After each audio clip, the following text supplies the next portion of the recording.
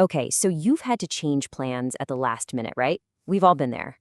It can feel a little awkward. Well, today we're going to make it super easy. Think of this as your simple guide to changing any appointment politely and, with confidence when you're speaking English. You know that feeling, don't you? You've got a meeting locked in, a doctor's visit, maybe even just coffee with a friend, and then suddenly something happens and you just can't go. It can be a little stressful trying to figure out the right words to use. But here's the good news. It really doesn't have to be a big deal. With just a few keywords and phrases, you can handle this whole situation smoothly every single time. No anxiety needed. So, let's dive in. We're going to start with a really simple toolkit. It's just 3 essential words. I promise, if you can get these down, you'll have a solid foundation for any conversation about changing your plans. First up, reschedule. Now, to reschedule means you want to find a new, specific time for whatever it is you had planned. You're not just canceling, you're actively trying to move it. So you might say something like, "Can we reschedule for Friday?" It shows you're still interested, you just need a different time. Next, we have postpone. Now, this one's a little bit different. To postpone means you're delaying something to a later time, but that time might not be decided yet. It's kind of like saying, "Hey, let's hit the pause button on this and figure out a new time later on." This is perfect for when you know you can't make it, but you're not exactly sure when you'll be free next. And our third keyword is inconvenience.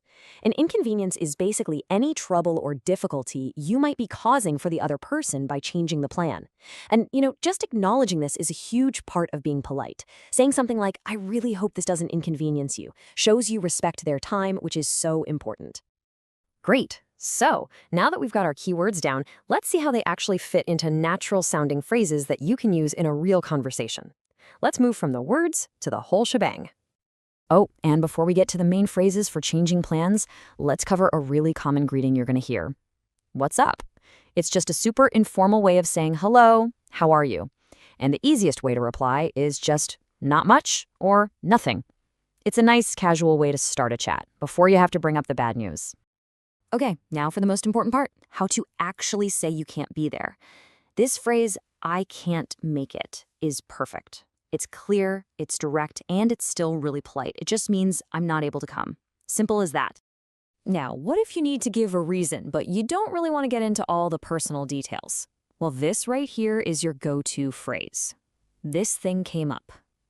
It's this wonderfully vague but totally polite way of saying that something unexpected happened and you have to deal with it. All right, you ready? Let's see how all these different pieces fit together. We're going to walk through a short, pretty realistic phone call where someone needs to change a meeting. So the conversation starts off really direct and polite.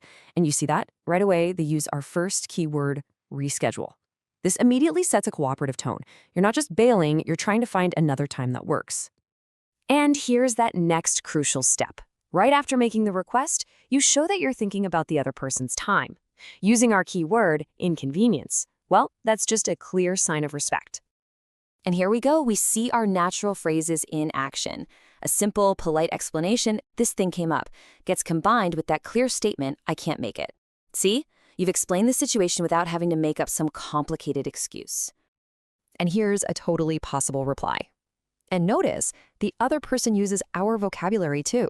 They suggest to postpone the meeting. This shows that moving it works for them as well. This is exactly how a smooth, easy negotiation happens. Okay, so we've covered the words, we've covered the phrases for this specific situation. But let's just zoom out for a second and think about what's really going on here, the bigger picture. So, let's do a super quick recap. Remember your keywords, right? Reschedule and postpone. Remember your polite phrases for acknowledging their time and explaining why you have to change things. Using these tools to be both polite and direct, that's just a fantastic way to show respect. And honestly, that's what this is all about. Learning how to change an appointment politely isn't really about memorizing English vocabulary. It's about showing the other person that you value their time and you value your relationship with them.